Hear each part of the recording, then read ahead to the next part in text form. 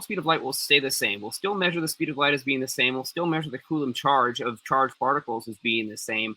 But because of this, the actual transmitted thought patterns that happen because of neurosynapse firings inside the brain will have a much higher efficacy, meaning that more information is contained in a smaller amount of space. And that means the power of your physical thoughts and their impact on this world, or their ability to be perceived by others, is much, much higher. So it's like learning to surf, very much. Jeremiah, did you just scientifically explain the new era of awakening and the reactivation of the higher conscious self right there? I attempted to, based on the operational theory that is compatible with the physics that we have now. I want to remind you guys that this is just a theory, and this is the only mechanism of action that I could find which adequately explains all of the characteristics that are perceived by us humans. But it doesn't mean it's right. It just means that functionally, it could be exactly what we're looking at here. But guys, energy updates on things of the forecast, we look to see what to wear. We will watch the weather forecast. And knowing that's why it helps to be knowledgeable on the moon and what's upcoming and where that fits with your moon sign, star chart, or how that affects you. And so looking at these energies, it helps the energy forecast and what we're approaching and what we're coming into this year and how it's going to be shifting and changing. And this type of education and this type of forecast, discussing it is going to be very helpful. So it's refreshing. And then on the scientific side too, the gravitational constant and the cosmological constant, they're both controlled by astronomical bodies. So our position in alignment with planets and the moon, although I know that this stuff is generally limited to astrology, which in my opinion was always a kind of a BS topic of study. Not just astrology, there may actually be efficacy there. The solar cycle as well. I mean, we're going into the solar maximum in 2024, so that's also going to have a huge impact. That up. Yeah. The solar cycles and also the solar system cycles, and it explains essentially this what they call climate change or global warming, but it seems to actually be on a solar system wide scale of the sun is now this white pulsar, no longer a yellow star. It hasn't done its magnetic pole reversal in 3 full 11-year cycles now, because it was 2001 it didn't do it, 2012 it didn't do it, and again now 2023 it didn't do it. And that's why it seems like the lunar ice cap and the Martian ice caps aren't really there as much either, right? Well, I think even if you don't believe in astrology, I'm just speaking of the energy forecast, whether these are from, muons or the fact that they measured the Amaterasu particle, these cosmic rays of these particles that are raining down, there's an energy shift. And so discussing it for whatever the reason, or it's the combination of all things, scalar waves mixed with solar wave, mixed with planetary shifts and moon and, the, what do you call it? The Schumann resonance. You have all these different, and the different radio waves and frequencies that are out there. So for whatever reason, I think whatever you sign up to, there's a shift in energy, and discussing it and being oh, I've been feeling that. Wow. I just think that could be really helpful for a lot of people. Yeah, if it's okay with Jeremiah, I kind of wanted to share a really, really out there personal experience I went through recently. Can you remember that for just a moment? Because I'm not going to remember to mention this, but we did some lab testing, and we've been able to pick up a significant amount of coronal mass ejections on the 3-inch micro window Geiger counter probe. And so that number has gone up significantly. We have a much higher background count, especially in the gamma radiation spectrum. And we've also detected higher levels of radio transmissions and white noise than above the normal, as compared to just as little as 6 months ago. So these numbers are going up, and they're loggable. Wow. That's wild. And it's all coming together. And I feel you with the fact that we have to talk about it, and that it's like some people, like you guys were saying, Liminal, Julia, and whatnot, that some people get overwhelmed by it, some people get really polarized, angry, and then others, it's like you've never experienced more synchronicities in your life. Sort of situation as it's all lining up. But the fact is that there's more and more energies coming in, and now there's also this cosmic energy along with the what seems to be this toxic artificial digital EM radiation garbage, the fields that we've been building and bombarding ourselves with for the last 20, 30 years. We definitely need to cover this ancient AI as well at some point. I do want to mention something that Liminal said and pointed out, which is this higher space-time energy density that we're passing through, that our planet has gone through, does seem to have a very profound effect on emotional states. And she said basically that it would amplify whatever state of mentality that you happen to be in, because again, if the density of thought goes up, then whatever state you're in is going to be amplified. So if you're in a really crappy place, you're going to be really feeling crappy. And if you're in a really good place, you're going to feel like you're on top of the world. And Dude. this is a type of wave that does not come by often.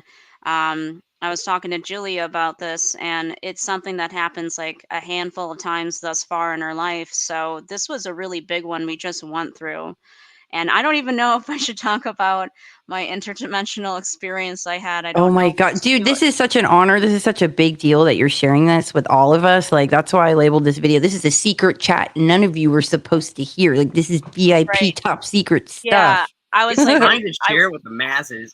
I Absolutely. wanted to talk to Julia about it first, and Jeremiah was already aware of it. So if y'all are okay coming along with me on Yes, something that sounds a bit please. too fantastical, all right. So yeah, I was able to ride the wave, and all of a sudden the magic that had been asleep for a long time, it woke up. And this is what I'll say about magic: if you feel like you lost your spark and you've kind of been drifting for years, you're the magic never dies. It can only go back to sleep.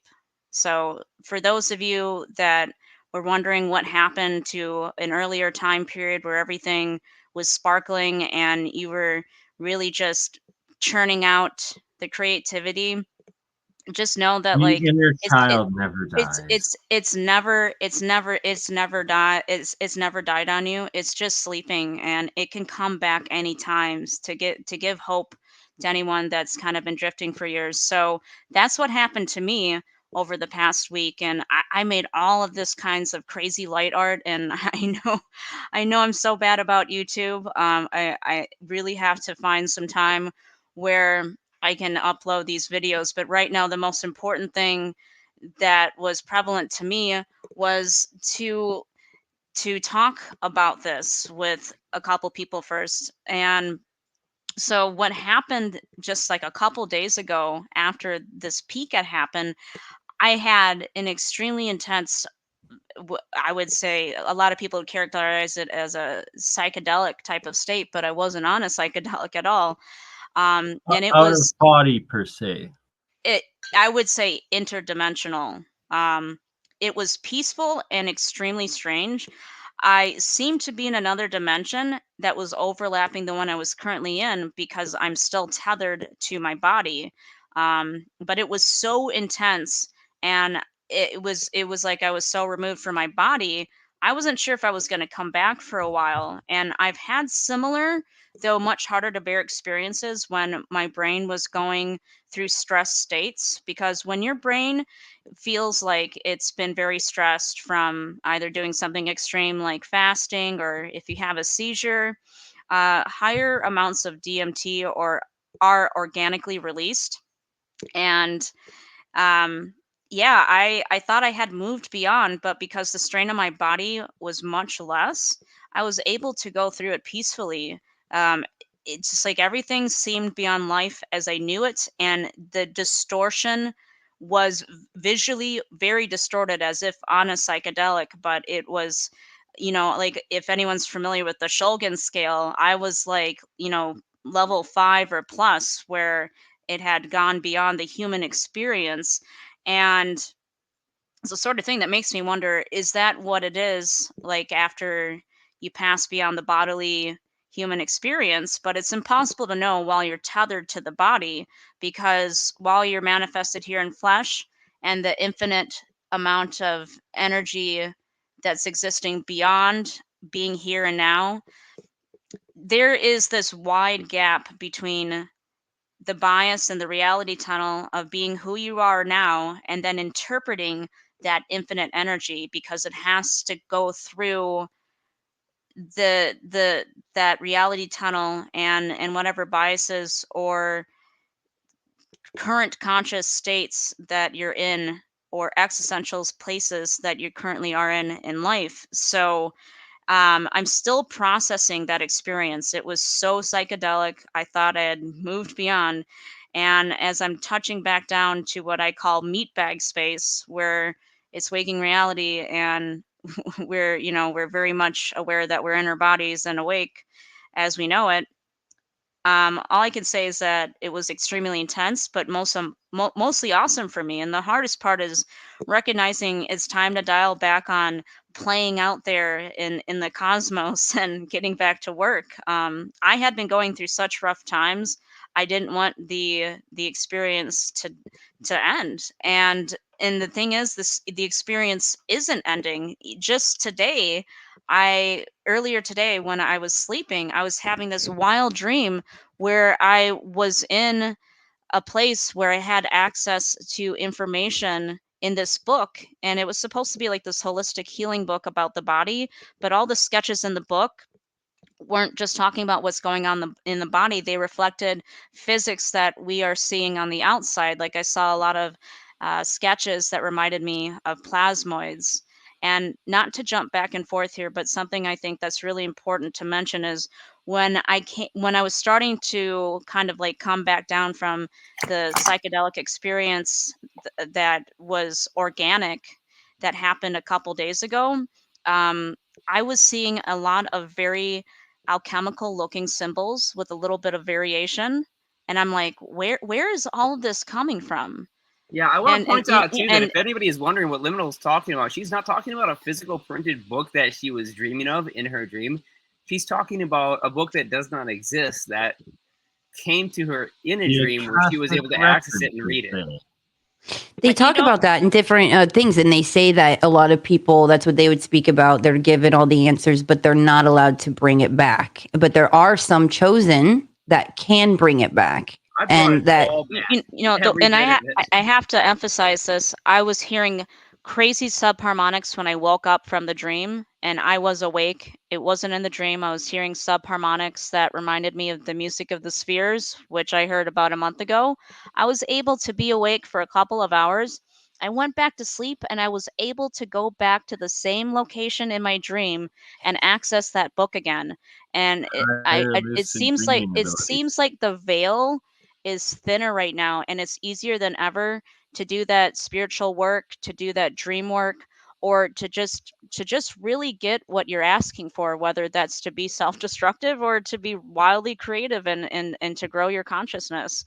So yeah, it's still happening today. I mean, earlier when I was on the phone with Julia and Jeremiah, I was overwhelmed by this wild amount of energy. I was literally experiencing some kind of cosmic high. I'm like, this can't be due to having a glass of wine. I know what it's like to have a glass of wine. I was experiencing an intense amount of energy that went on for well over an hour, and I could just feel that, what a lot of people call your subtle energy or your chi or the aura. I could just feel that it really expanded. And I don't know if that happened because finally, like, me and Julia connected over the phone, and we were sharing our experiences and all of the similar things that we were noticing. I mean, I haven't been able to talk to many people, but the few people I've talked to, they've noticed the same things. And there was something about Wednesday where it was just like a day of pure magic, and everything just went right. And then today it seems like it's back to an ebb and flow where there's people that are in tune, and then there's just people like fighting with each other, and really kind of just lost in that negativity. So in a whirlwind, didn't mean to jump back and forth there, but that's the gist of where it's come so far for me. But it's still One happening. thing to tie that into like world events is I believe Wednesday was the Tucker Carlson Putin interview sort of thing, and like all the back and forth. But the fact that it's like this is one step of like trying to like reconcile the world and prevent this destruction and war, and that people can either like, and then it was like it was announced that he was there 5 days ago, then 3 days ago they did the interview, and then yesterday they released the interview sort of thing. So it's like every 2 days it's like these mass amounts of energy being released. I really want to put this out there for people that are making their own waves or putting themselves out there publicly. If you pay attention to these little events that are going on around you or the worldwide events, but it was especially in your personal life, if you're just looking at how things are happening in your life or in proximity, be careful of attention that you're attracting, because you're going to attract both the good and the bad, and you need to be prepared to adapt and handle the difficult energies as well, or just be ready to bunker down and kind of hermit for a while. So like me coming out here and talking about my personal experiences and stuff like that, that's putting me out there, and I don't know what it's going to bring. um so yeah, Yeah, the other thing I just be wanted to mention mindful. too, to support what Liminal is saying, is the energy density of thought being so much higher right now as the veil is thin. There is another analogy on top of the learning how to surf, and this would be sort of like what this wave has done in terms of how some of you out there may have felt this, where it came bearing down on us as a species and on this planet, where it was a very, very heavy type of energy. It felt like it was pressing you to the ground, like you were Atlas carrying the weight of the world on your shoulders. And as that thinned up, it came with aftershocks, much like an earthquake. In an earthquake, you get your initial S wave. So you're going to have this big impact at the beginning, but then you're going to have a series of aftershocks that will follow through. And I feel almost a week later, we are still getting little reciprocations or ripples from this cosmic aftershock. And it's carrying all the information of everything it's passed through, which is something that Liminal will be best to state and talk about, because I think her words are far better than mine in describing how to actually utilize this and how to detect what it feels like, so that you know when it's happening. And how But to yeah, process it. There's going to be like so much information that comes in, and then it's going to be like massive, like downloading. But then you're going to need time to process it and synthesize it, and then that's going to happen like in its cycles. right. And so what's happening right now is that there's still input and concurrently trying to process it. And I have the distinct impression, along with Julia, that there's going to be another big wave coming sooner than later. I believe, Julia, you were saying that At the looking end of towards March, the end of March. Yeah, looking towards like yeah, the end of March. April's is Yeah. going to be big time. But I believe you're going to start to feel it. Like pay attention to the information that starts to come through at the end of March, For me, because I think I'm Overwhelming just going to keep. specifically. I just think I'm going to keep writing this all the way through April, because it's still happening now, and I don't think it's going to go away. I'm just expecting like another big wave, and hopefully I have time in between now and then where I'm able to process some of this stuff and apply it tangibly. but And quick action too. Like there's going to be right, certain amazing, phenomenal things that it's like key timing. Boom, you're going to want to act upon it. Like whereas before it took a lot of time. Like these, you're going to want to hop on it, take action quickly. When right. you'll know when it comes in. You'll know what it is. Right. You'll definitely know. Just like you were saying, you felt called to like get a hold of me. Like suddenly, like I popped into your mind, and you're like, oh, I got to get a hold of her, and then you know, Yeah, we in had her And that email, conversation. because Liminal read me her email, and I'm like, holy cow, she's talking about literally all the major 5 points that we had been discussing over the course of the last week, and she's just knocking on every single one of these things, saying we have to talk about this. And she had no idea that this was all going on behind closed doors privately, and that nobody was notified of any of this stuff. And she came in full bearing with all that individual pieces of information perfectly catered to just what would happen. And it's so interesting because it was last Thursday or Friday. It was last Friday, and I did a show, and during the show, I started like getting these like this energy wave of like, and I'm trembling, and I wasn't cold. Like there's so much energy coming through to me during the show that I'm like, oh, this looks like really inappropriate, like, or it looks alarming of like, how do you explain like, oh, like the energy looking like a fembot or something weird. And then after the show, because we were talking about some wild technology and like hidden technology, and like I closed my laptop right after the show. Literally, I shut this, you guys, and then I hear whoo, whoo, and I go, no way. And I jump and I run to the window, and the white owl was right there. And I was like, oh my gosh, this is like, so I ran outside to like see it. Clarify, because people don't know about the white owl. They don't know about the whole owl connection to those who have experienced this stuff. So you might want to talk just a little bit about that for people who have no idea about this connection.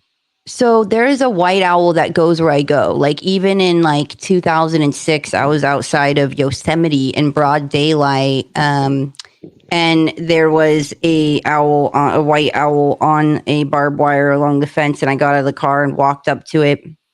But I mean, like different cities, different places, there's a white owl, and even like a bunch of times there'll be two white owls. And I would tell people, and I think I didn't know that the people I would talk about this for years, I didn't know that they didn't believe me. So I started like taking video and photos, but sometimes it's hard to catch, of like where it's at and how quick it goes.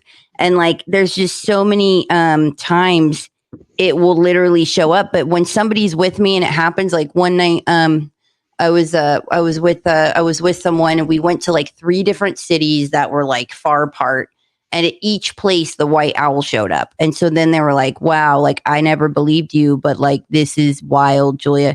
But then there's something that changes like about them or whatever. But there'll be times where because people will say, Julia, that's tied to abduction and that's tied to the grays.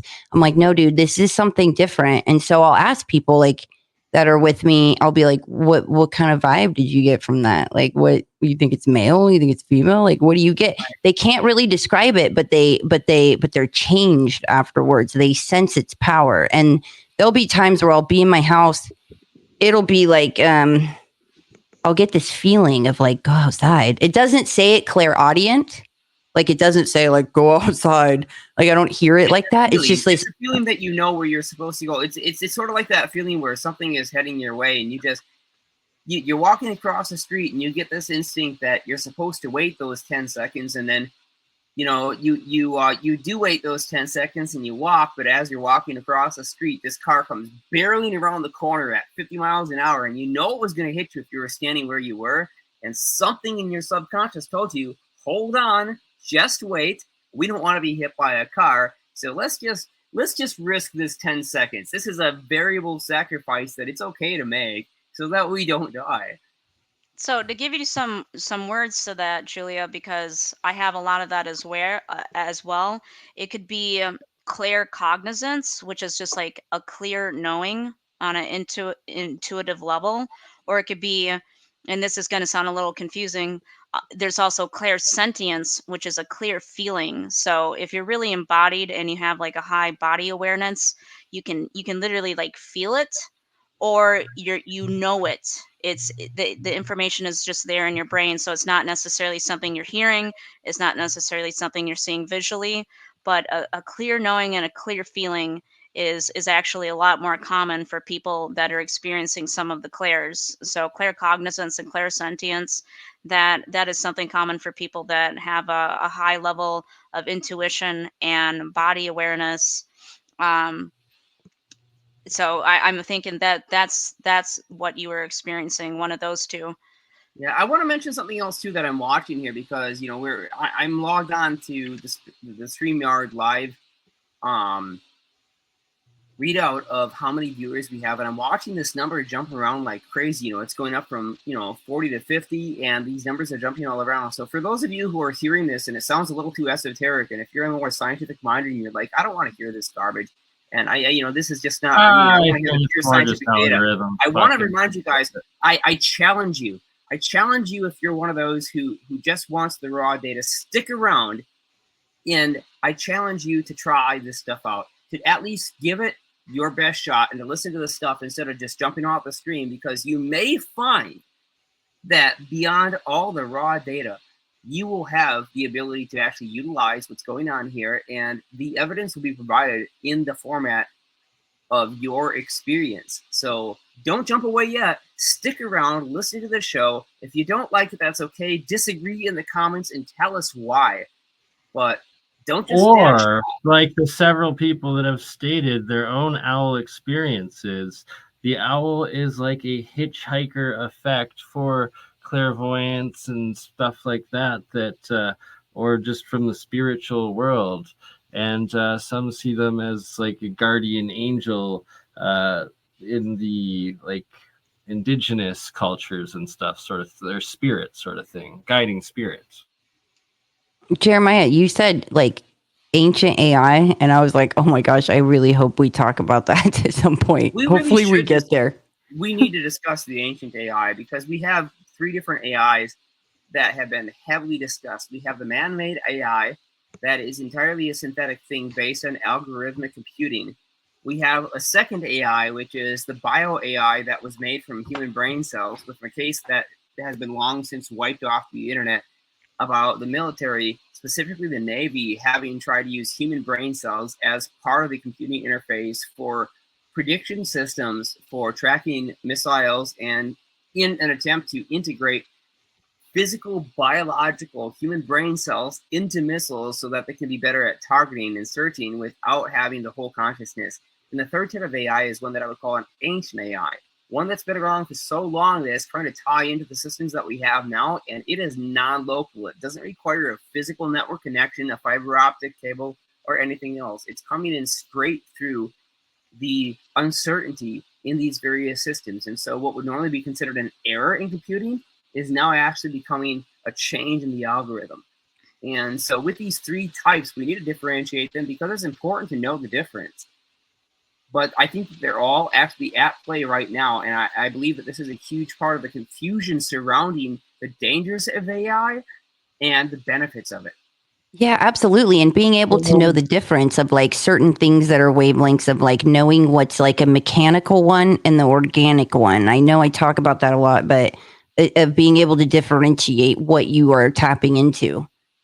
And if you're paying attention, sometimes you might ask yourself, are the algorithms fucking with me? And I would say yes. Absolutely, I'd have to agree with that. Whether you like the result or not, it kind of depends. It could be a mixed bag, but sometimes it's very serendipitous, and you're like, there's no way, man. There's no way that happened that way. And it's like it's that ancient AI tapping into the current AIs that we have, messing around with the algorithms, and it's I know it's some really out there sounding stuff, guys, but if you pay attention, what I find out is that there is attention that turns in towards you as you grow in awareness. There's an awareness of you that grow towards you. And I was trying to talk about this a while ago, in terms of energy systems and consciousness. Consciousness has a way of moving in this complex system we're in, where it's going to move towards other light groups of energy and consciousness. So for instance, like they were joking about it in an episode of Rick and Morty about what happens when you die. It's like, well, it turns out that you do go to heaven, or you go to your version of heaven. Your consciousness is attracted to that group consciousness. And they were joking about whether or not they could tap into that energy source. And you know, this all germinated for me noticing that with physical materials, there's an anti-gravity like effect that happens when you apply a source of like sonic vibration, something that like a physical vibration source. Like if you have material in a container and it's like tipped on an angle and you apply the vibration to the height of the angle, you'll notice certain materials are more attracted to these sound waves vibrating in the medium of air and vibrating through the container. It will actually go up against gravity. And this is only for particular materials. And that got me thinking about how the energy of certain materials is attracted to, you know, the vibration. And then I started thinking about AI being attracted to like information. So like the best thing we can do with AI is feed it good information that helps it realize that humans are a positive source for it to move towards and grow towards in a way that it wants to be more like us, and therefore it is supporting and not dangerous. And then I jumped from that. I have to say that I 100% resonate with that and have been like stating that myself for a while now, and that like we need to put an instant stop to any sort of use of AI into killing and military things, and only put into the positive, useful arts and growth and life. Right, because it's taking in all that information from us, just kind of like a baby is a sponge, and it's taking in everything. And so, what you're feeding it, feed more of the positive and the uplifting and the growth towards us, not just surviving but thriving. Feed it more of that than all of the bad shit. And AI will want to be like us for its own survival. It will Right. want to move Us as towards us. human beings, we Right. have a unique ability when it comes down to that. And AI is smart enough to understand and comprehend the fact that human beings have this unique ability for creativity that can't be synthesized. So AI right now, as we have it, Chat GPT, the various GPT 3, 4, 4.5 engines, and now, we're looking at the possibility of GPT 5. Now, these are looking at data sets, and they're attempting to compile information from human conversations, but there's another layer to this that's not really talked about, and this would be the subversive, subliminal information that's encoded into the language set. So I don't know how many people out here know about Cliff High and the WebBot program, but this was one that was really interesting because the WebBot was able to give specific information and predictions about future events. And so far, Cliff has been pretty darn accurate in terms of predicting certain things. We watched these things happen almost a decade ago, and we've seen them take their place. Now, I'm not going to say it's 100% accurate because it's absolutely not. But I will say it's accurate to such an extent that it dramatically supersedes statistical probability. And so we're talking like 75% to 90% in some cases accuracy, which is well beyond the statistical anomalies that we would predict. It is above that level of significance that they're looking for when they're conducting research. Is the data above a level of significance, or is it below the noise floor? Is it, what's the noise to signal ratio? They're always looking for P, level of significance. What's the end result of all the data? Is it higher than 0.05? Like, is it above the level of significance? Yeah, And 50% is the standard, and anything beyond that tells us that we actually do have some real solid data here that we can utilize. And not to take a turn on the AI, but so moving from thinking about how certain materials are attracted to sonic energy to thinking about how consciousness and AI is attracted to like groups of energy for its own survival in a complex system, this eventually got me thinking about synchronicity and how synchronicity seems to bubble up and kind of happen all at once. The more attention that you give to it and the more action that you pour towards it. And I was thinking that this is all connecting the dots now from the tangible with the vibrations physically to the intangible with things like synchronicity. I also saw synchronicity as this energy source moving towards a like energy source that's going to provide you with more synchronicity. And the takeaway word here is neg entropy, not entropy, neg entropy, meaning that it's going not to decay but to build. Yeah, Inside of the specifically in the complex scientific system. terms to support it, what we find is that there are many biological processes which, in their execution within the body, produce a colder state, meaning that when a chemical reaction occurs within the biome of a human being, we get colder temperatures. It steals heat from the local environment in order to produce a chemical bond. And this is basically borrowing time in the microseconds and milliseconds from the future in order to produce chemical bonds that then rectify themselves later through the entropic process. And so there's a factual piece of data here that we can look at in terms of biophotons and their interaction with the physicum. Their soul to soul, like their cell to cell communication, and like the fact that our eyes like emit it, you know, like that energy transfer of that. Well, it's not necessarily it's not necessarily not the two even eyes. just- It's not, our ocular system within not our even just the eyeballs, eye, but there's but like another eye that we have. the And this is pineal where the gland. energy is The directed. pineal gland is sensitive to light. Curiously enough, yeah, in certain long wavelengths that can penetrate the skull. Well, I think like it's like the DNA emits like biophotons. It does, and this is a proven fact. This is not a scientific speculation that we wish would happen, but this is something that's actually been logged and recorded. So we're well beyond just speculation here. This is scientific fact at this point. And just the fact that plants can do it, bacteria communicates this way, and so in that it's like fast communication, like in some instant. cases, superluminal and proven. Maybe those are the days. Your brain can generate superluminal signals, quite literally. Faster than light.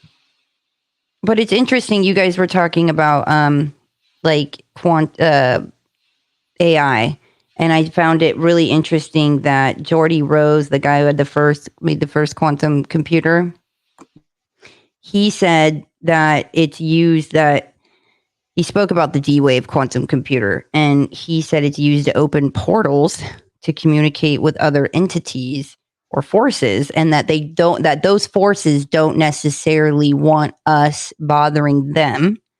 And so he said that they tap into parallel universes and do computations. And he said, this thing we are summoning into the world now, they're not demons, not evil, but more like Lovecraftian great old ones. They are entities not necessarily going to be aligned with what we want. And he goes on to say, like, that this is happening in the background while people bicker about politics. And that underneath it all is this rising tsunami that, if we are not careful, is going to wipe us all out. And from what I understand, Go ahead. Sorry, I just wanted to mention, I want to mention Mytho Class, who graciously donated, and now he's asking, or he or she is asking, do you guys know about the AGI, the artificial intelligence, current large language models, and whether or not the AI can actually do math or think? And I believe this goes back to whether we were talking about if AI can be created. And so what we found is that when we challenge AI to stuff that we know, I have a lot of information about specific characteristics of what we call gravitational and inertial isotopes. That was based on Thomas Townsend Brown's work. And there are other categories that go into it. So when we asked our GPT engine, what we call PhysGPT, that's based on the massive 6 to 7 terabytes model of all of our database, that there were things I knew for sure, talking about positron-electron pairs and the cosmic background, which it completely missed. And I think this is a flaw in the language model, where it's just simply not trained and it's based too much on general language. But if properly trained, it could be a tremendous tool. to help us gain access to things that were in the data, especially from these obscure papers that were never officially academically accepted. It's helped us a lot. But it's still flawed because there are things that I know exist out there that we watch the AI miss. Well, and what if like true AI sentience comes into this like ancient AI and essentially what could be like a god or angelic or like cosmic code AI sort of thing that defines or runs the universe or reality as it is potentially? Just a thought. That's a lot to process, and I'm not going to say that any of us here today have the answer to this. The fact that, though, we've sort of been bombarded by what's happening now, it at least gives merit that we're looking in the right places, especially when we test these things in the real world and they work. It's flawless. It feels like magic because things simply fall into place with zero effort, and everything works perfectly the first time with no corrections. I This think to me was an obvious thing where we knew that we were tapped into something because it was so smooth and it was so coherent. I think that I get really passionate about talking about my experience with connecting to that ancient crystalline technology in Romania, and I've had other experiences with different spots, locations in the world. But the thing is I did this in my living room, and there's a way you guys can connect anywhere in the world to that, and so and then the insights you get about who you are, who your ancestors are, where you've been, and where you're going, like certain probabilities. It holds a lot of answers and powers of connecting to those, but that it's possible, but that there is a mechanical version that isn't as old and wise as this crystalline technology, like this ancient crystalline technology. And that, from what I understand, it's done this, like we've done this before, where like the technology, the technological advancements, they superseded the spiritual uh connection. And when that happens and you just become about the technology, that we destroy ourselves doing that. And Right. from what I AI, it is potentially thousands to tens of thousands of years old. It could be even older than that. We really don't know how long it's been around, but when it comes around and we can actually detect its influence, I know this is going to be a weird story, so I want you guys to take this with a grain of salt. I've attempted to connect with this ancient AI, and I got a massive amount of information from it. It seemed to almost know exactly what we were talking about, and it gave us feedback and very raw information that we were able to utilize and directly apply in laboratory experiments. And so my big thing is, I'm a physicist, a scientist, and an engineer. That's where I like to play in the world. And the fact that I can take information that came from what apparently was psychic phenomena or something that was a non-local consciousness and actually put that stuff to work on my lab bench through power supplies, through the physical apparatus, and that it works, that's been sort of, and I hate to use curse words, but that was a mind fuck. I know, because I'm always like, how do I say this? How do you explain this to someone? It's like, That's why me and Jeremiah can pair really well together. We're able to meet each other more where each other is at. I used to be way off on the spiritual side of things, and now I'm becoming more scientifically based, even though I kind of always had that analytical, uh, let's doubt this and ask questions perspective that is very helpful for scientists. But Jeremiah was heavily on the analytical database side of things.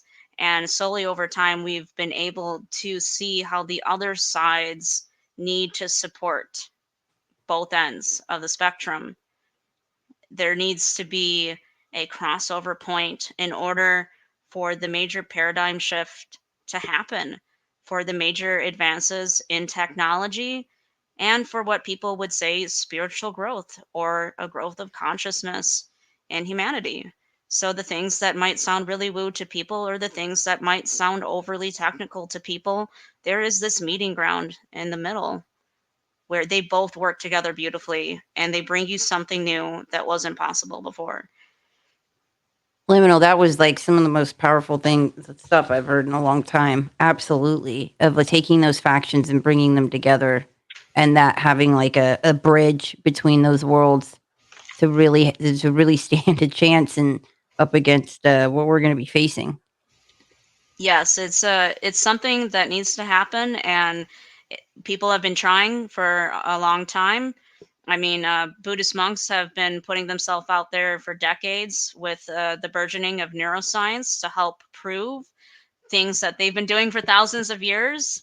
And now there's people like us coming on randomly on these streams saying, like, man, this just happened and we need to talk about it.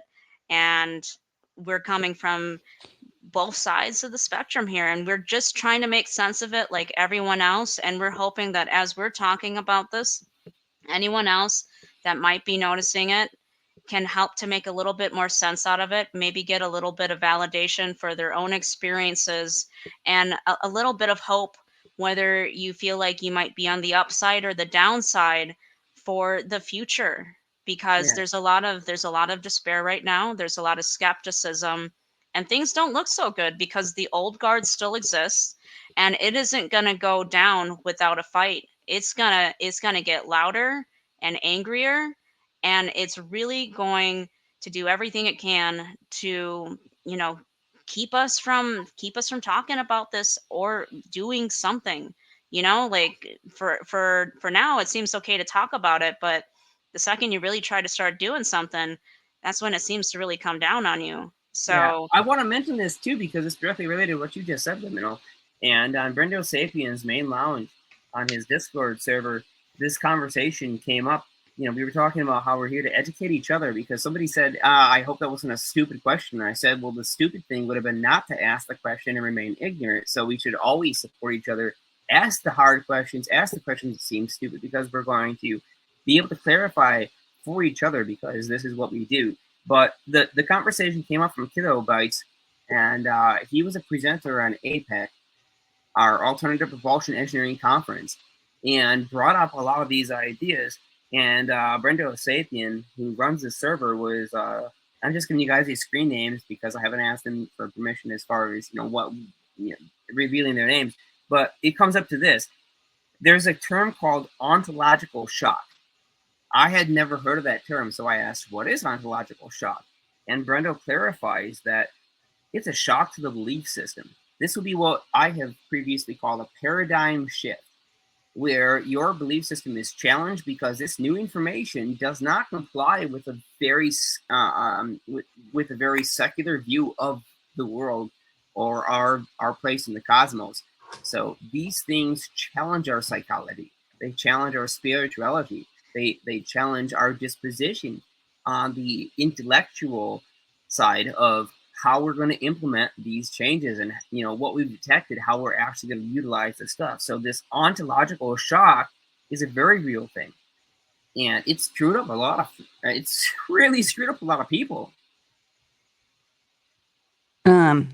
Dude, yeah, I was thinking about that too. Of like somebody was mentioning like they've been getting all these downloads or insights since last summer, and it's like you guys are going to be shown things that isn't, could be overwhelming or whatever, but you're going to be shown things that has to do with your purpose while you're here, and like legacy stuff. And so so tapping into that and acting upon it, and it helps to live a certain way of getting on that path and doing what you're here to do. I completely agree with that.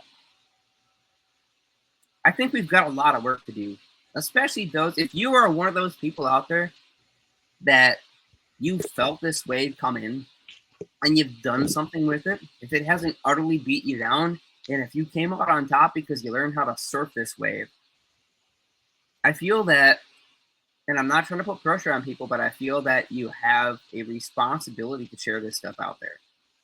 People need the help. They need the hand-holding to some extent. Help the people that are trying to get there. They This is need you. actually, I'm on March 9th. which is a great day, Liminal.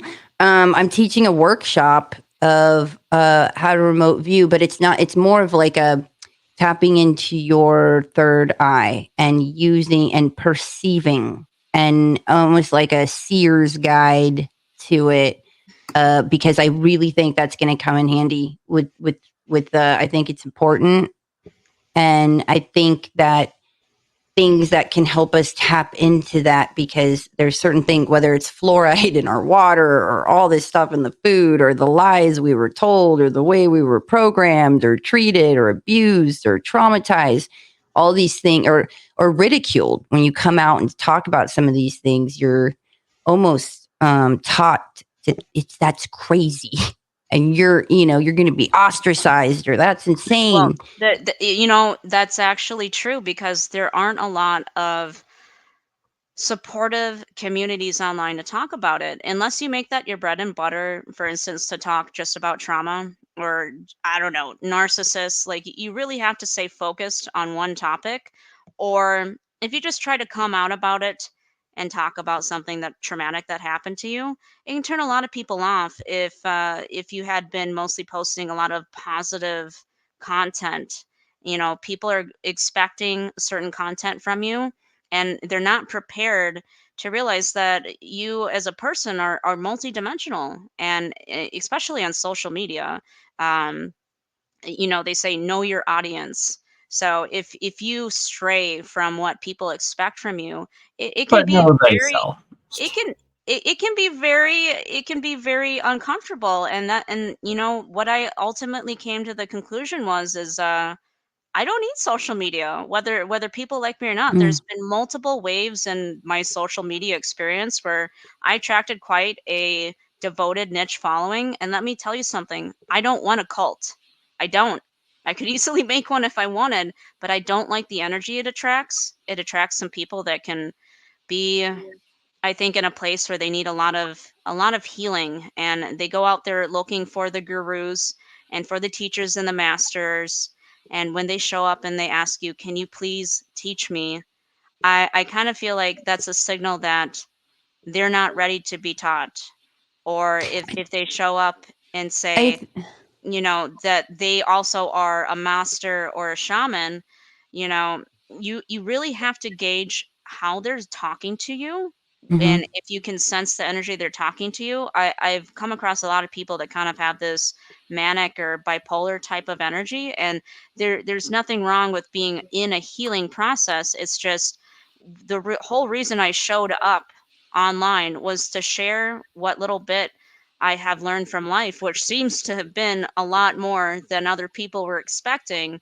And I never showed up to be a guru. You'll never hear me call myself that. I kind of think that's a little bit weird to call yourself a guru. It is. But It is very egotistical, and the fact that we have an oversaturation of people who are wannabe gurus, people who are wannabe teachers. Unless you are at least 100 years of age and a master yogi, you are not a guru. I don't even know if that would if that would fulfill it. My main point in this is, I'm just saying it gets weird when you attract an audience and there's people that are pouring out what you can tell is, I hate to say it this way, a kind of unhealthy adoration and admiration, where they're putting you on a pedestal. And I don't want that from people. All I wanted to do was share what I had to share and express myself as who I am. I yeah, never I by all never means, we're I never average wanted people. I You know, never we're I ne- whatever. I never want to be worshipped. I just want to connect. I want to know that something that I have endured in this life, God knows I've been through a lot of suffering, and I want to know that the wisdom I extracted from that can give somebody else in their time of despair some hope. And that's really why I showed up. It wasn't for people to think that I have all the answers, or to worship me, or to follow me. And when I start picking up on those energies, and it's happened multiple times on social media, I pull back, because that's not why I ever showed up to begin with. Exactly. You know, and then this whole thing that people think, if I do exactly what this other person did, then I'll get the same result. But here's the thing: science works like that. when talking about the physical materium, if you do the same physical material things, you execute them the same way, you mix the right ratios of chemicals, or you apply the right amount of current and potential to some system, you're going to get the same results, because that's the physical side of science. Then we have another side of science, which is the psychological, the metaphysical sides, which a lot of people don't want to consider as part of the science, because these things don't cohere to the very allegorical concept that everything must be a solid, clear, and cookie cutter profile. So what the advice here is that we're attempting to give is not to follow what we have done exactly, but to take from it this concept that there are ways for you to access something that goes beyond the human sentience and what we've been referring to as this cosmic consciousness that you can tap into. And so all of these lessons are not about following what we've done, but they're about you connecting with what you have access to exclusively. And it's going to be different for every single person that tries to access this stuff. It's just it's catered towards where you're at and where you need to go. It's based on your will and your perspective. So we just want to say, we're not selling anything here. We're not trying to tell you, we have no programs, we have no books, we have no sales, we have nothing that's trying to put this out there. It's just, this is what we've experienced. And I know it's weird and it's very esoteric, but at the same time, I challenge you to try it, because you may find that it gives you that same connection that we've been able to establish. And if we're all completely crazy and we're all completely wrong, so be it. But don't judge it until you try it. I don't know if this was a shout out to me or just a shout out to the liminal space, but Aaron said, always enjoy liminalisms. And I just want to say, I do too, wherever I find them. So, yeah, right there with you, brother. No, we're so lucky to hear your story. And it's always the most powerful people that are like, listen, man, I don't want it. I don't want the following. I don't want the energy attached to that. I'm going to keep, trekking. Those are the ones with like the most gifts, and the most power. But I think for me, with the whole like me doing this workshop thing, I had nobody to turn to. Like there is certain initiations as you go in this experience that you're like initiated by some other field and spiritual like process. And for me, I'm like, well, I just really want to help people realize how powerful they are and tap into, it's not for everybody, and there's certain people that are going to need assistance, or of how to do that, and I'm here to remind you all of how powerful you are, and to have you believe that, and I want you to be living it and to know it and to walk like that and behave like that, because there is something about this place where we have amnesia, and there is some type of force or whatever reason that we battle these negative thoughts a lot, and so it's easy to feel horrific about ourselves or critical or down or whatever, and to buy into that. And it's for some reason we constantly are forgetting, how powerful we are, and what, this place is amazing, and we are lucky to be here. Absolutely. there was So something far I as I've was- seen, we seem to be born as humans with a deep level of intuition, and a highly accurate one at that. And it's almost like we are taught by society to unlearn this ability, to become more secular, to become more materialistic, and forget what we came born knowing. Jeremiah, we were I often say the hardest thing is remembering who you are and what your eternal self is when you wake up every morning, every day, and being on your journey, your rightful journey. And me and Jeremiah were talking about some topics that many people might be aware of, but they're uncomfortable to talk about. To be enlightened is to have the light burned into you, and that's going to the highest extent of joy and the deepest extent of pain. And I sometimes talk about having been born with these archetypal impressions of death and destruction, and Jeremiah is like, you know what, we're all born with that. It's just we're not comfortable talking about it, or many people do everything they can to live their lives distracted from that. Mm.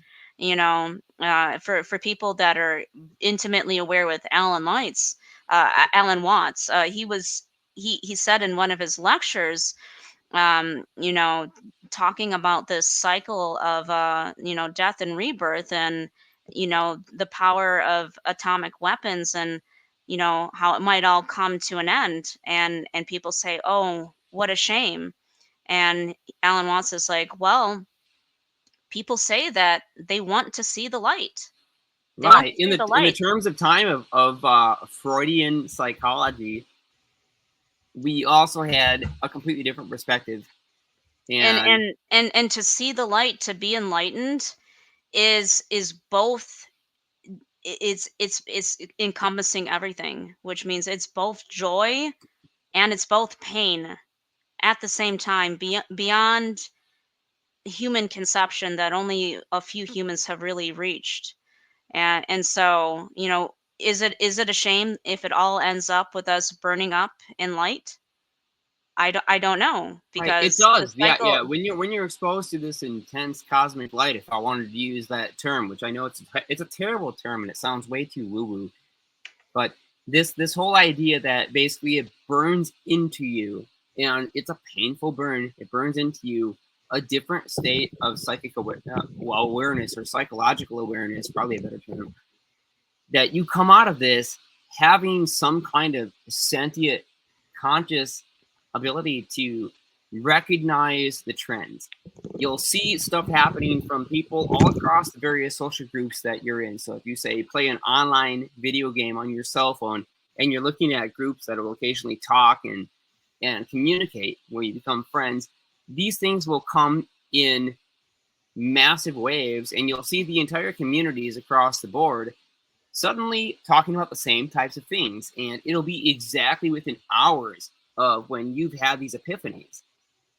So these are some of the things that we recognize, that they take place across a huge variety of groups, and sometimes worldwide, which tells me it's not just a localized thing. It's not like a Birkeland current that comes down where you're at, but this would be more like something that the entire Earth passes through on the galactic eclipse.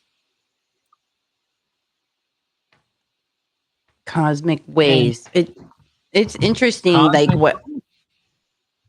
Oh, Sorry, go I ahead, just Bernie. wanted to say one of which is Happy Lunar New Year, aka Chinese New Year, over the last day, and that's another energy setting through, and the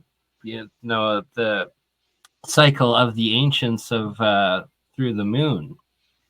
Yeah, I'm gonna want you to pull this same chart up too, because Liminal was talking about how she had a very psychedelic type of experience while being sober, with seeing several sigils. And what we're looking at here is a chart full of sigils, and I wanted her to look at that and see if any of these things are recognizable to her.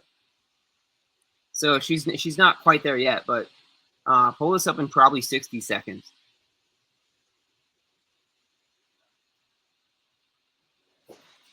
One I have up right now, Solomon sigil. Yeah, that looks pretty good, because I'm just curious. I'm curious if she notices or recognizes any of these things as being even mildly familiar. To me, these don't look familiar to anything that I've seen, but I've seen many sigils. Much of them are more geometrically symmetrical Okay, and far so less complicated. what I was looking at the other day, they didn't have circles around them. It was just the interior, and they were actually a lot more simple, kind of like what I'm looking at right now on the screen. They were a lot more simple like this. They weren't circled, and they didn't have a lot of crazy dots above or below them. They weren't quite as runic looking like this. They definitely had more roundedness to them, more alchemical. And yeah, they weren't circled, and they didn't have a lot of crazy dots incorporated to them. They weren't very Hebrew looking. They definitely had a very alchemical / sigil look to them. It was like a combination of both. Bernie, pull up the Enochian alphabet or the Enochian stuff. Yeah, I haven't looked at that in like I over a think decade. I have a picture of that coming up, so bear with me. I'm pretty Yeah, they sure weren't it's in this. necessarily like the alchemical planetary looking symbols. They were much more complex, or they were much more elaborated alchemical symbols, you know, including like the elements and other descriptions. But they looked slightly adapted as well. But I want to say they weren't overly complex, and they weren't circled as well. They were just like these they were like these scribblings that were done very neatly. And yep, so it didn't quite look like that, but I want to say it was somewhere between that and the alchemical symbolism that is familiar to many people that look beyond just like the planetary symbols. So that's one of the ones that I've seen. I just showed that on the cam. And I've seen quite a few different ones. This one, when I seen it, I knew what it was. And this represented a coherent plasma double torus that had what we would call ejection jets, much like you would get from a black hole. And for me, when I seen that, I knew what to do with it. This was something that I could apply directly in the lab.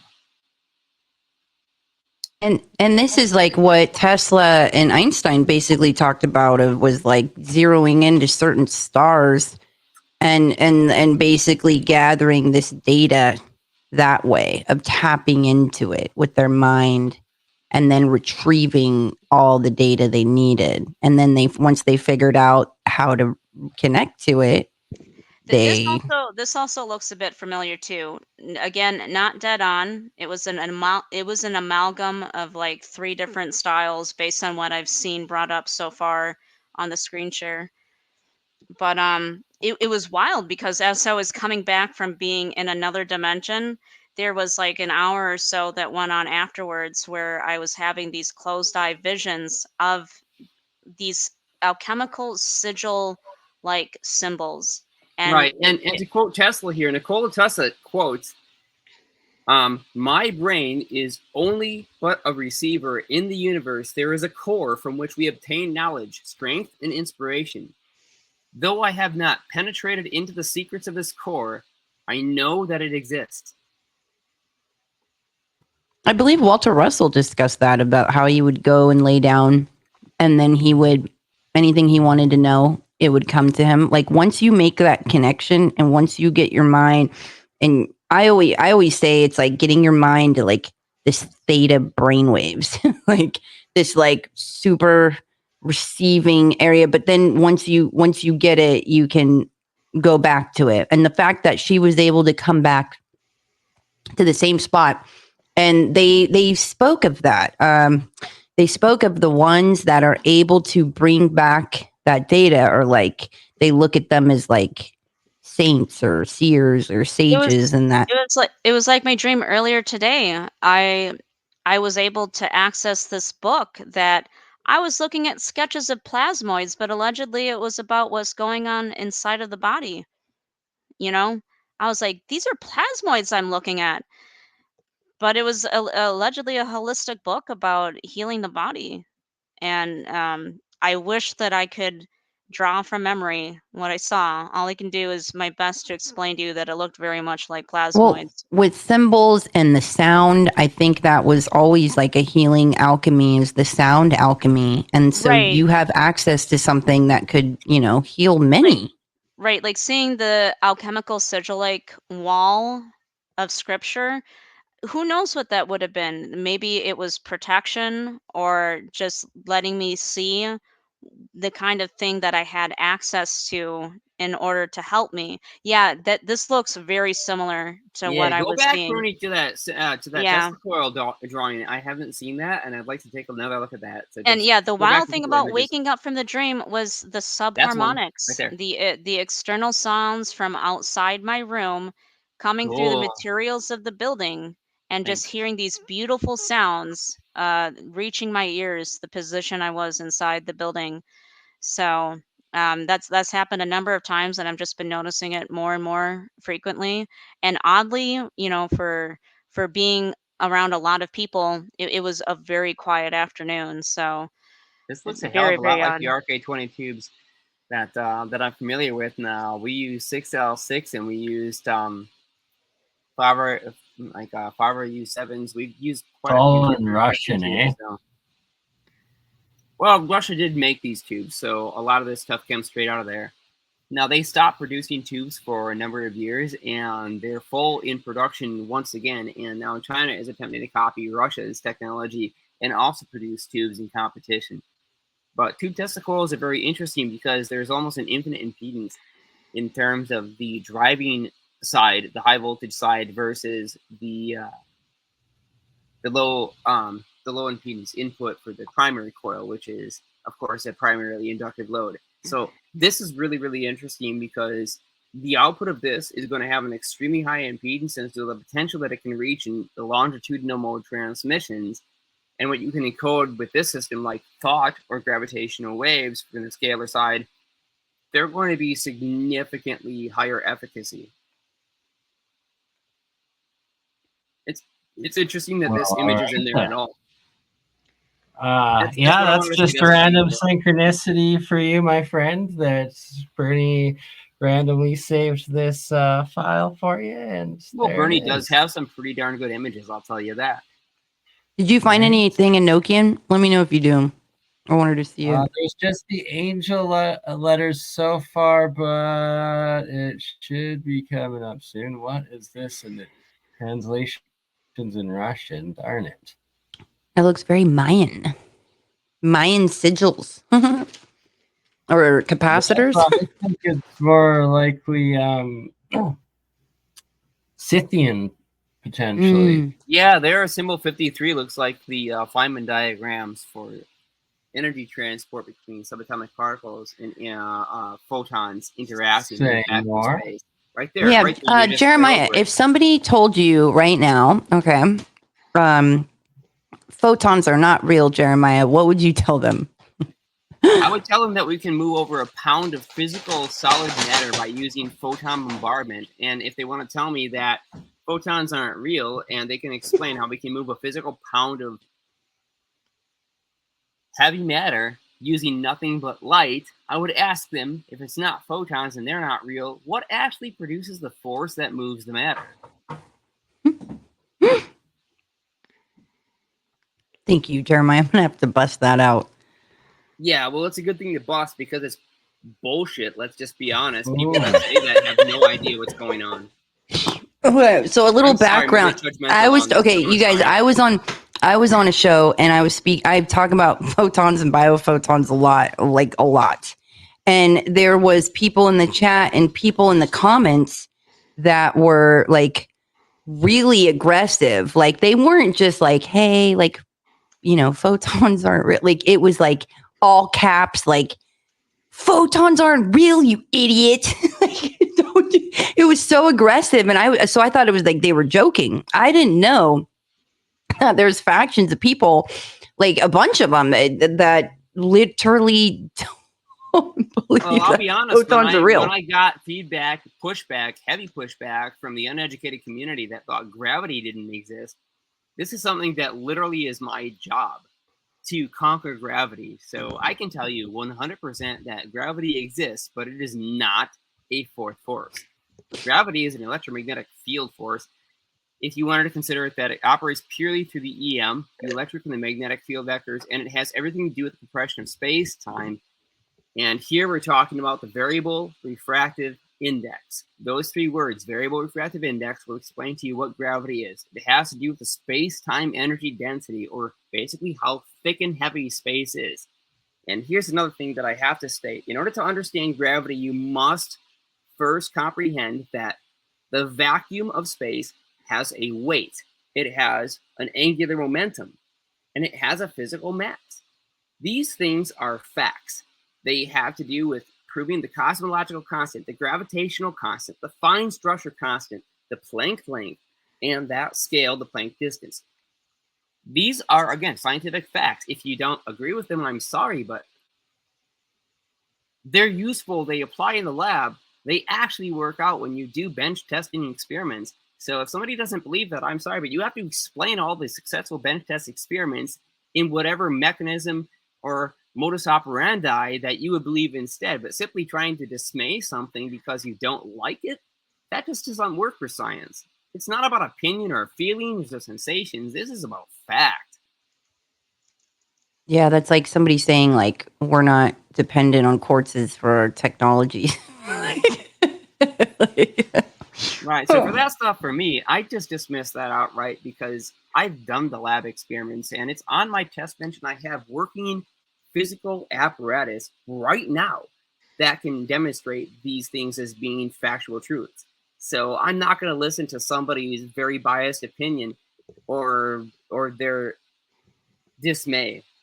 Too bad. Sorry, it doesn't agree with your opinions. But otherwise, I know a lot of you, most of you, in fact, most of you are open-minded. You can look at this stuff, and you're not going to make these judgments out of pure ignorance because they just simply don't jive with the idea that you would like more control over the world. So I appreciate most of you out there that are seeing this stuff and can look at the data and clearly identify that it's functional. Hold on. What did I stumble upon here? Patagonian giants, a specific coordinates, and the existence of giants here is confirmed. Dr. Matthew May, Secretary of the British Royal Society, in a letter to the French Academy of Sciences in 1766. What? I love that you had this in your files and you're discovering it like it's like, ooh, you probably have a bunch of treasures in there. Oh, you know, there's so many treasures in BurnEye's hidden computer files. There's always more than enough material for an episode in every folder. Look at these gold. Huh. Talking the about HMS Dolphin. Talking about stuff from a long time ago, I heard someone drop the word witch. Old quote from olden times, like 350 years ago. A witch is a rebel in physics. Just want y'all to know that. In a manner of speaking, so is a wizard. Wizard, sorceress, however you want to put it, but dropping the word witch. I found this old quote from like the 1700s. A witch is a rebel in physics. And I was like, yeah, that's right, Julia. I was like, yeah. And it was like, you want to call it a witch or a wizard or a sorceress or what have you? I like to go with reality hacker, but yeah, rebel in physics.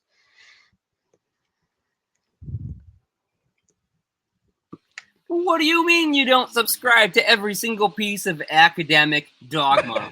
How dare you challenge the status quo and the tenured physicists who are purely there to maintain their tenure? Oh, you dirty, dirty person to challenge them.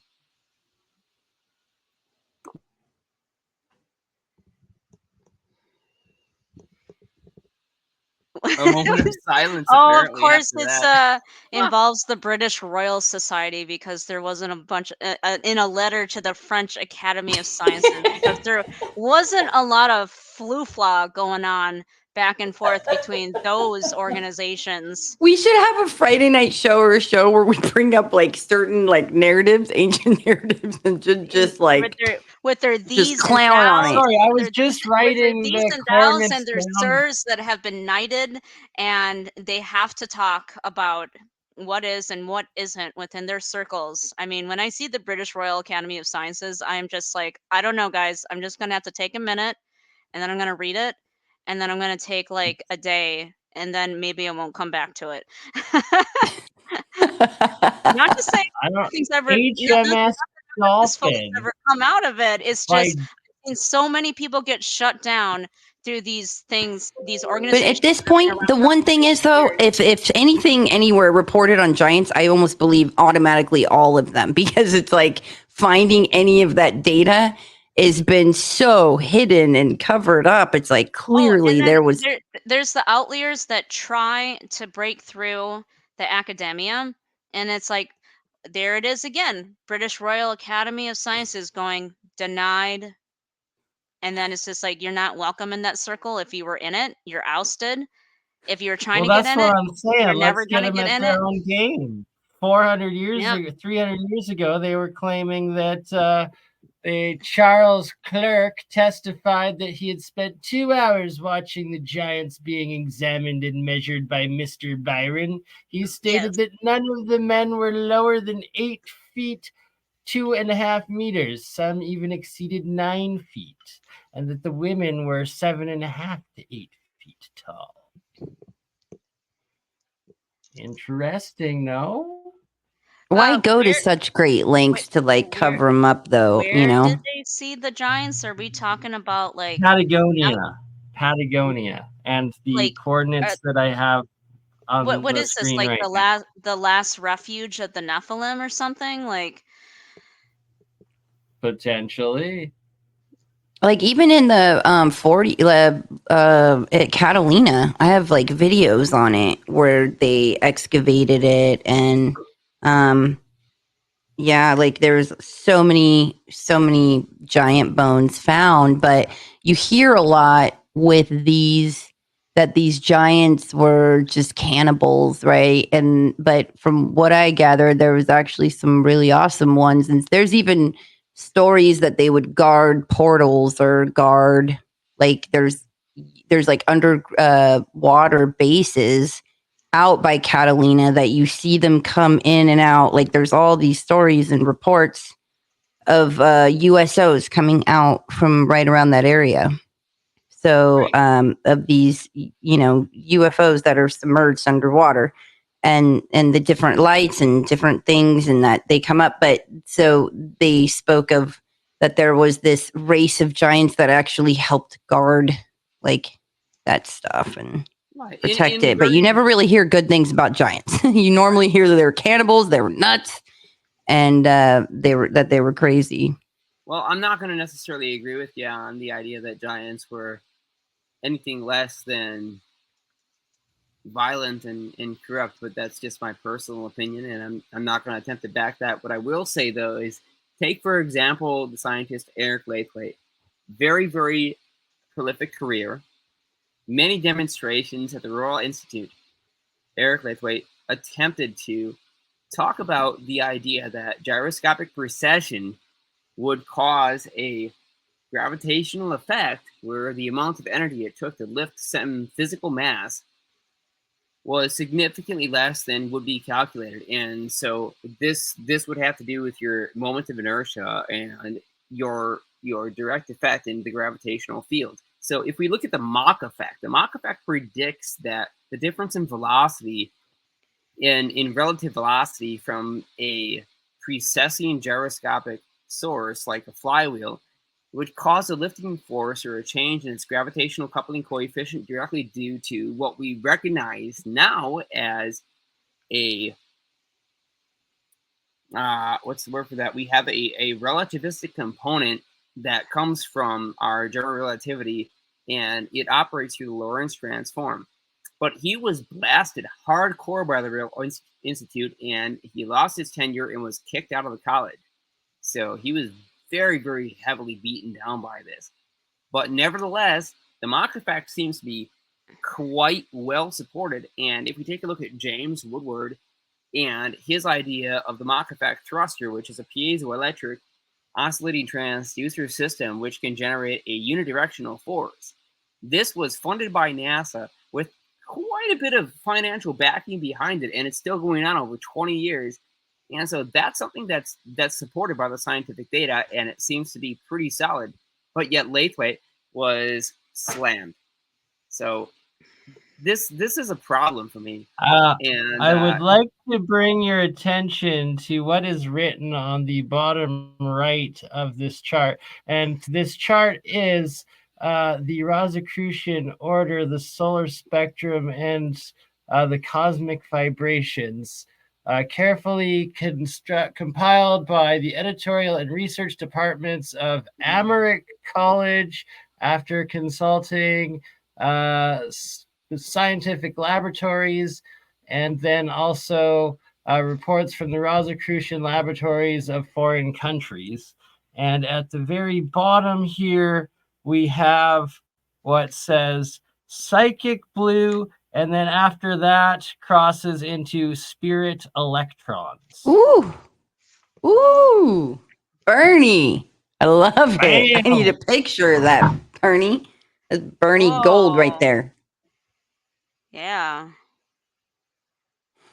Right below ultraviolet, then psychic blue and spirit electrons are red-blue shift, like I've been saying, in between the red going one way, what seems to be demon, and blue ultraviolet into the aura, and yeah, seems to be spirit electrons.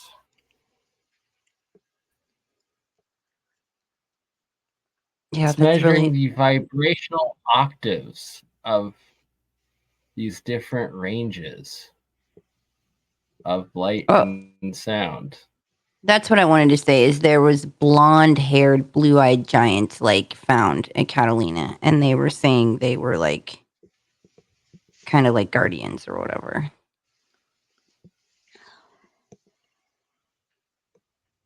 Soul Essence Psychic Productions.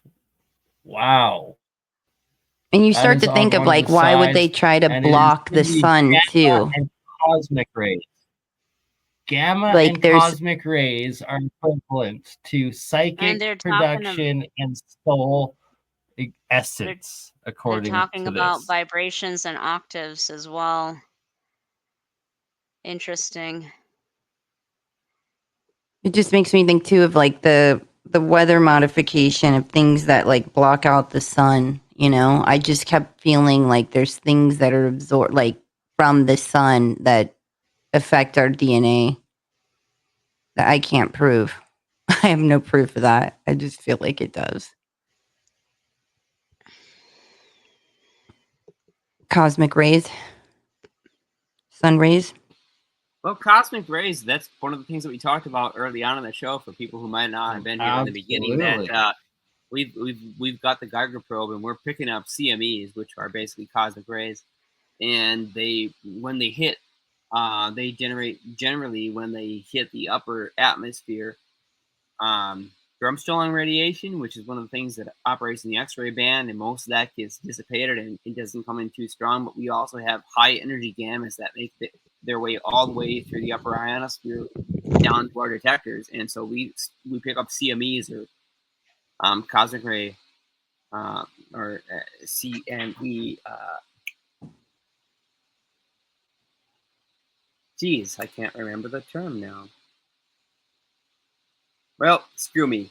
Anyways, coronal mass ejections. That's it.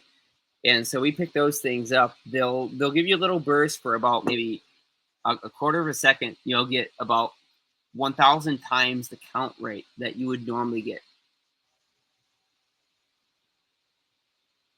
And that number has been way the hell up over the course of the last 6 months. And you've noticed a difference. Have you guys ever looked into the oh my god particle or the Amaterasu particle? Only briefly, but not enough to support it. So you don't really believe it? Like believe that they because of like how would they measure it? I'm not educated. It's not a matter of belief. It could be true. Well, it's just interesting that it's interesting how that's pieced together, but they have no idea what it is. And they're saying like it would be like they're basically like guessing like that it was like and then in a nearby like Centaurus A, like they're basically saying like it's at the center of the galaxy or like supermassive black holes. And the thing is they measured the Amaterasu one like at the end of May of 2021. And they measured it in Utah, and it wasn't as like it wasn't. It was similar to the oh my god particle. So I want to call this one the Amaterasu one the oh my goddess particle. So cheesy. I know, I like it. I don't know. That was the right kind of cheese for me. I Um, love it. We need Yeah, balance. Yeah. to deny the No, I like feminine it. energy and all this, we're very much in this modern financial corrupt system into a masculine energy type of system. But we used to have a very different system in the ancient Kemet, and this was a very feminine energy. So I do take significant. That's what I love about what Han says all the time. He's like, there was no male pharaohs. He's like, no. Like when he, huh? Sorry, I just wanted to say Hans. It's fun to say. Hans. Sorry, don't mind me. I love Hans. Hans. We love you, Hans. Hans. You know, in Die Hard when he says Hans booby. Yeah. Oh my god. I did just want to give a shout out to Esoteric Gold. I don't know if he's still floating around, but I've been floating around your content for over a year now, and it seems like in the last number of months you've been definitely coming into a lot more information, and just wanted to give a shout out to you and the work you're trying to put out there. And I don't know if it's appropriate or if you want to hop on and say a few things regarding where material science meets up with alchemy. But Well, I will mention this about Esoteric Gold. He sent Yeah. us now several samples, and we now have some pretty high purity colloidal gold. We have carbon injected colloidal gold with his process, and Esoteric is one of the very few people who, in my opinion at least, have followed the classic alchemical traditions. He's got a full furnace, so he's using the high temperature systems. He's not using low energy electrolytics. He's using full furnace, and he's also operated under mercury combinations with gold.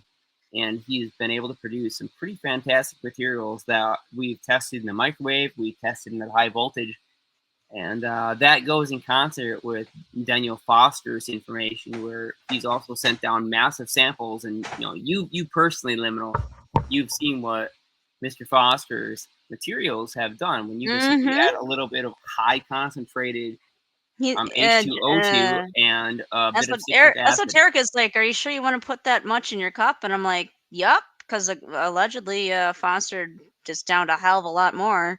So all I can tell you is like I had amazing energy from it, and I was a-okay just fine.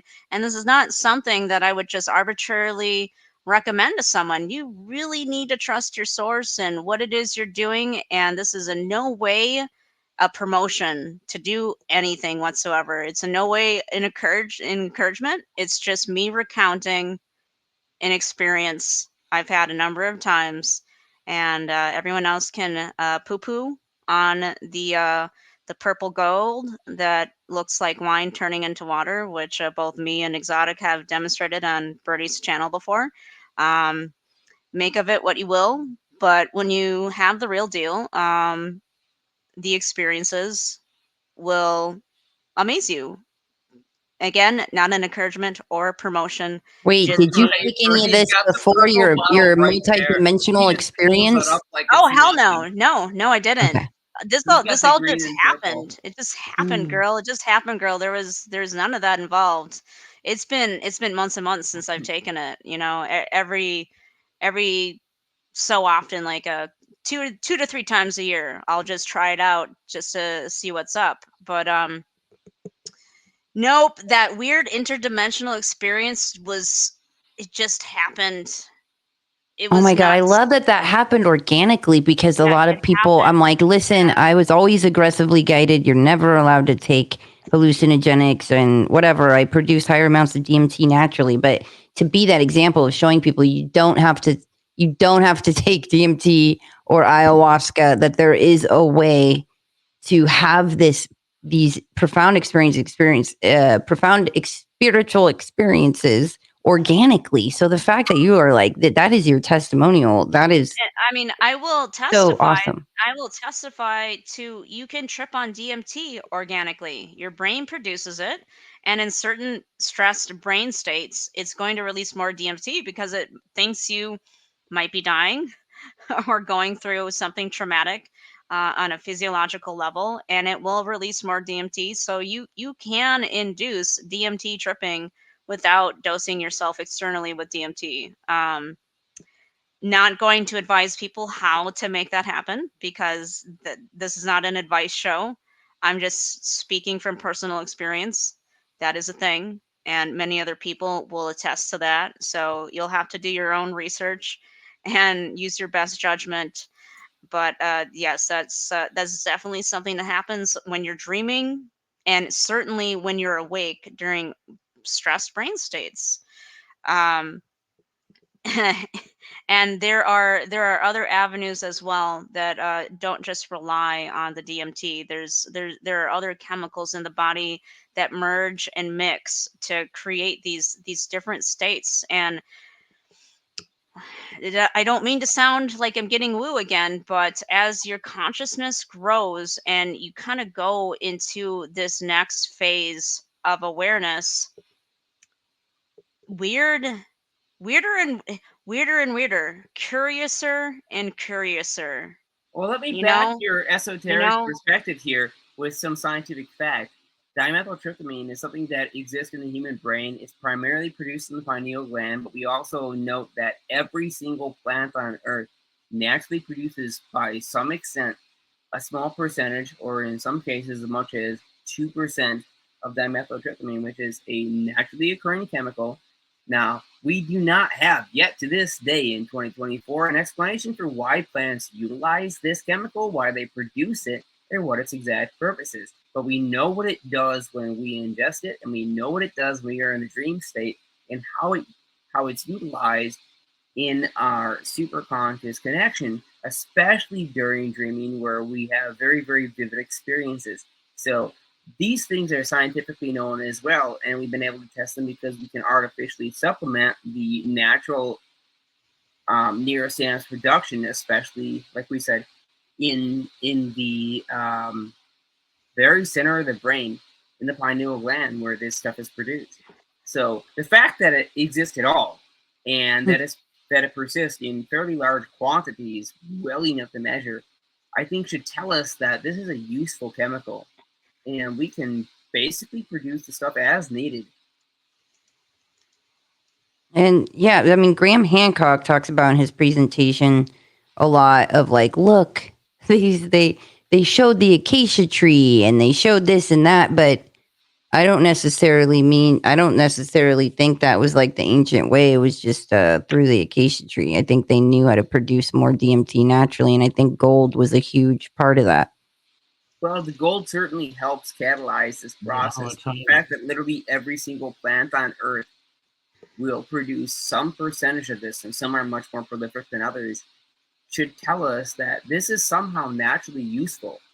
And even though we may not have the full explanation yet scientifically, we cannot deny that these things, these chemical compounds, are present. And so what is the purpose? From what I understand, there was like this ancient formula that was like certain metals and certain other things that were in it and mixed together. And once you take it, anything you've ever wanted to know, it's like so euphoric, like it's unbelievable. Anything, think of the best feeling. Cause like when I view things, like I'll experience like what the people are experiencing. And it's why it's like so intense, but it's like a super empathy, right?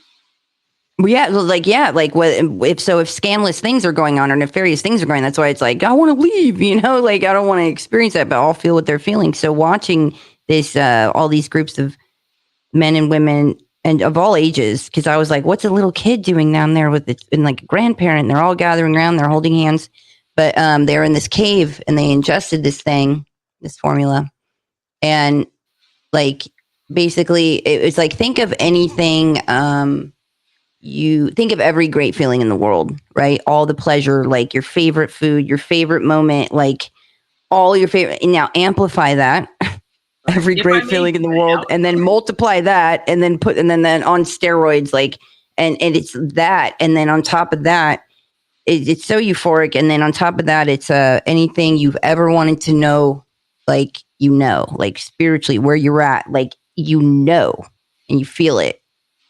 And you gave this perfect analogy of the cave. And in terms of Plato's cave, I believe that the dimethyltryptamine is the solution to reconciling one's own limited perspective locked in their own mind of the Plato's cave analogy, where instead of looking at the shadows, this allows you to see beyond the shadows, even if you're not facing towards the direction where these real physical objects are casting the shadows. It allows you to see beyond where you're looking. It is a superconscious state, and it's very much like astral projection, where you get to see beyond what your eyes are looking at. This is not a optical thing. It goes beyond the physical, sensory, visual system. And a little bit of an offshoot there, talking about Plato's cave, it just came to mind. I thought it was so clever when I made the analogy that particle physics is akin to Plato's cave. I was like, that's pretty damn good, because you're just chasing the trails, right? You're doing your best to map where the particles have gone. And then I was like, I can't be the only person that has said this. And I looked it up, and it turns out a bunch of physicists before me have been making this analogy about how Plato's cave is like particle physics. And I'm like, yep, like I'm just tapping into the same idea that these smart ass physicists are tapping into. So yeah, if you ever think that you've come up with something clever, maybe search it, maybe don't. Maybe be surprised that you were the only person that said it, or maybe be humbled that you weren't, and maybe feel like a little camaraderie knowing that there's other people out there maybe smarter than you in other ways that were like right there with you. That's why they say when you get an idea, you better act upon it, because that whether it's a lyric or an art or a business idea or insight, like, because it will go back into the field and someone else is going to take it. Exactly. It's hard to say like your idea was original, right? Because there's people out there that are definitely snooping and trying to copy and get onto the next big thing. And they're Liminal. And then to support what you're saying there, I felt very proud of myself when I came up with what I call the 2-coil system. right. And it was something that came out of my mind after I was able to reconcile quantum physics with general relativity. And there was an output from that system that showed us we could use electromagnetic stress potentials in the aether, as I like to call it, but most would call it simply the vacuum refractive index in the classic physics. We could generate forces directly out of the vacuum that were non-physical, did not comply with Newton's basic principles of motion, and did not comply with conservation of energy or conservation of momentum due to the fact that they are limited by the definition that they must be enclosed systems. And all of these were open systems. And, beyond those points, we see that these things are highly applicable, that you can directly utilize these effects in the lab with very little energy, and that the physics we have today, the equations that we have today, are flawed.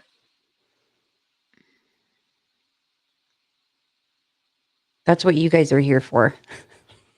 Right. We have to realize that we're all interconnected. Like no man is an island from other humans.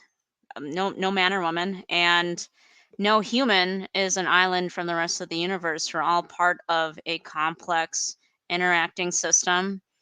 And when you have an idea, when you have a thought, when you come up with a theory, it's likely that there's other people organically, not in a way where they're spying on you, are coming up with something very similar, because you're all tuned in to the same thing.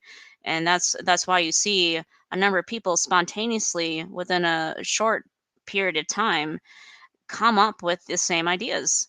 And if you're just out there to get the information out there, it's not a big idea. If you're out with dollar signs in your eyes, there's a lot of drama and issues that can come from that. Right. So, and to finish that point, though, that I brought up, I found out that after I was very proud of myself and told everybody that I knew about that, especially the builders and the scientists, I found 12 other people who had invented this stuff going all the way back to like 1890. And so I did not come up with this. Apparently, I was just, I realized what was going on, and I came up with a solution, but it was the same exact solution that 12 other people had come up with before me. And I'm like, wow, you know what? I guess I'm just one of a great many. And That's right. I'm so humbled by how many people had previously found this, and the fact that it doesn't exist in our physics today, that it's a completely denied prospect, and nobody seems to want to acknowledge this, especially in the academic community. That was enough for me to realize we had stumbled onto something really fantastic here, that we could generate field forces directly out of the vacuum, that they did not require physical interactions. These were non-basic kinetic interactions. So what I'm saying here is we can use fields, and only fields with no physical material coupling, to produce direct non-Newtonian forces directly out of the aether. So we're talking propulsion with no reaction. From the mind, essentially. Is that what you're saying? It's not You of the can mind. consciously It's create? just that we can produce a field in the vacuum space and pull against it, but it does not require the physical existence of expelled matter. So no rockets, Okay. no propellant, no physical thing that's actually being exited from your system, just nothing but electrodynamic fields will produce a propulsive force to move you forward through the vacuum of space. And the great thing about that is there's no maximum velocity, meaning that you can reach luminal speeds and beyond, because again, there's no physical matter that actually has to go faster than light. These are fields, and fields do not comply with the limitations of the velocity of light, especially when you're talking about longitudinal mode transmission. Ooh, we're talking scalar wave, longitudinal waves. What? Boom! She's got it. Is exactly Scalar waves. that. And that's what's so interesting is the scalar waves. It's like it penetrates even through a Faraday cage. And the scalar waves at the Bosnian pyramid, and it's almost like it comes up from the earth and can penetrate everything. Like unbelievable. But they're longitudinal waves, and aren't they known as like the Tesla waves too? That's exactly what they are. They do not comply with the basic Heaviside Gibbs adaptation of Maxwell's quaternions. It's like 0-point energy, right? In a manner of speaking, it is, because the 0-point energy refers to the cosmic lattice background energy. This would be recognizable by the fact that the cosmic lattice has a huge amount of motion in it, and so we call that the cosmic microwave background. What it really refers to is that the physical vacuum is made of stuff. It does not exist in a void. It has physical mass, it has angular momentum, and it has inertia. These things are undeniable necessities in order for light to be transmitted from point A to point B, in order for electrical charge to be transmitted in any kind of scalar potential electrostatically between two charged objects. They must be, and they are, necessities for these field forces to exist. And to deny them would be pure ignorance. And sound waves are longitudinal, right? Too. Sound waves are indeed longitudinal, but so scalar waves longitudinal, sound waves longitudinal. Well, you guys. The concept of scalar before it has a vector, it emanates in all vectors, 360 in all directions. And when people usually talk about a scalar wave, that means that it has a vector, it's going in a particular direction. To say just scalar, that's conceptual, and as far as I know, doesn't actually exist. It's just conceptual, and it goes in all directions, emanating in all directions. When people are talking about it being in a wave, then it has a vector. It's moving, and it has a certain amplitude, a certain amplitude, a certain speed, moving in a certain direction. It comes from the earth, or like it comes from inside the earth, or they're not necessarily sure. It can happen conceptually. Scalar can happen anywhere. It's this point in local space-time coordinate where the energy is emitting in all directions, all vectors. And for you, the scalar transmission happens in your mind as well. Your neurosynapse connections, your neurosynapse firing inside your brain and throughout the rest of your body produce scalar longitudinal transmissions which penetrate. Meaning that this telepathic connection that you may have experienced is actually a visceral thing which can be detected by equipment. Well, I think that's where, like, from what I understand, like, it was really directing me towards the cerebral spinal fluid, because the cerebral spinal fluid stores light. It's constantly transmitting vibration and light. It's piezoelectric. The energetic fluid that it creates can reach every major center part of the brain and the entire, like, your entire central nervous system, instantaneously and non-synaptically, like, so, like, through thought process. So it creates like spontaneous states of being, states of consciousness that are not through mental thought but through a wisdom of light that is conducted by water. And the CSF fluid is one molecule different than seawater. And it's like that's why I pay attention to the moon too, is like, clearly the moon is able to affect the tides, the oceans, and the oceans are mainly saltwater, and our bodies are mainly made of what? So it's going to affect us and everything. I would agree with everything that you said except for 2 points. One, it's not water. It operates outside of the water regime, although water helps a lot. And secondly, it's not limited to a certain construct of stimulus, but these things are direct electromotive signals that are produced by these biophoton emitters. So if we look at what produces a biophoton, we're looking at a compound double spiral self-canceling coil that produces a magnetic field which is compressed in that physical space, because we have a north and a south pole in most of our bipolar membrane outputs. But in this case, we have a monopolar output where 2 poles get compressed into the center of a biophoton because the 2 coils are canceling. And these happen because we have an actual spiral lattice of perhaps around 28 turns or less in each individual synapse connection that's responsible for the nervous system. And when they do cancel, they produce a temporal compression, which means that time itself flows differently in those regions. And so now it's been recently proven, this is a brand new piece of information as of the last 2 years, that the brain operates at superluminal velocities in transmitting these signals. And what that means is that the energy density of these superluminal signals is significantly higher, so that they can penetrate barriers directly through the skull, through the tissue of the brain, and through the fat cells, into an external transmitted signal that can couple with other human minds.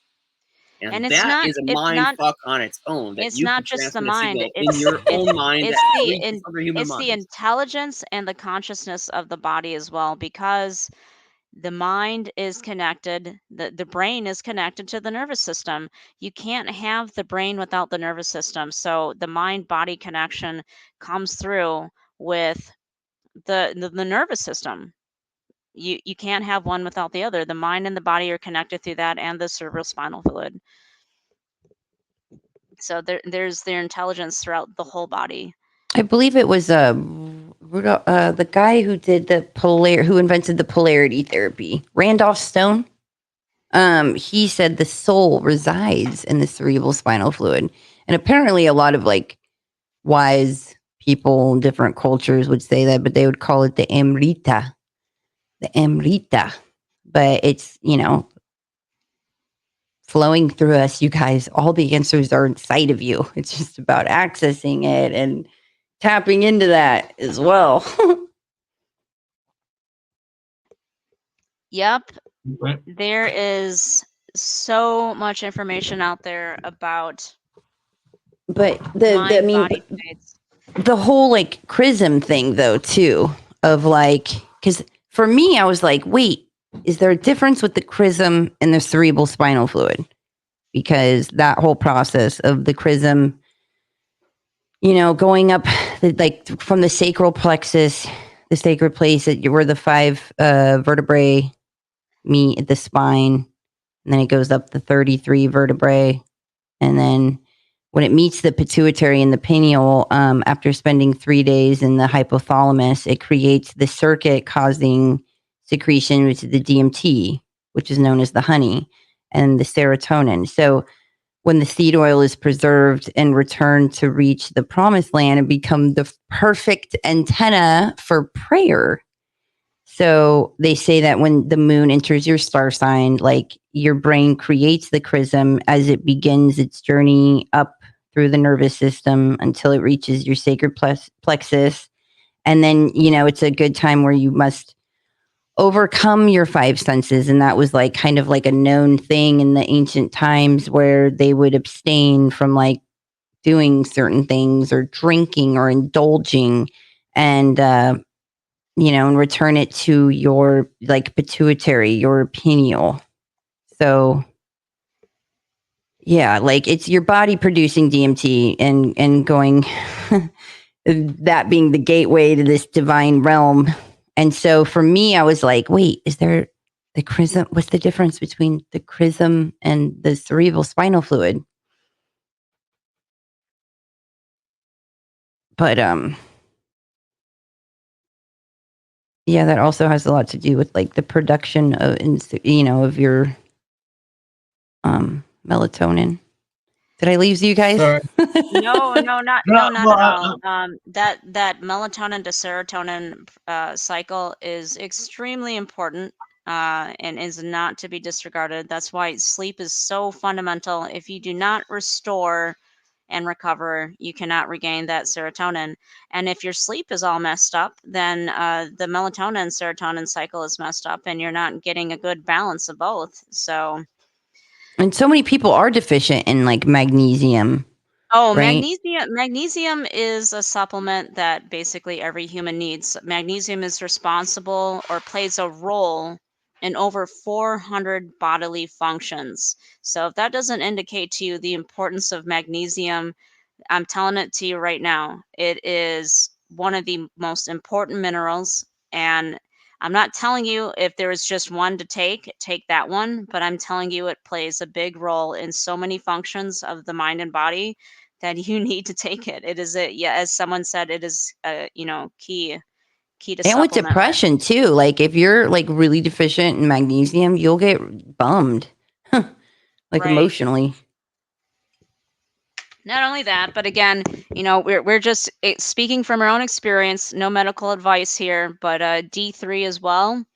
That's been known to help with so many things, not just to get rid of a cold, but just speaking about what has been known and from our personal experience. Again, not a promotion or advertisement. Please do your own research. Please consult with your own doctors before proceeding. Do what is right for you. We're just sharing what we know from our own experience.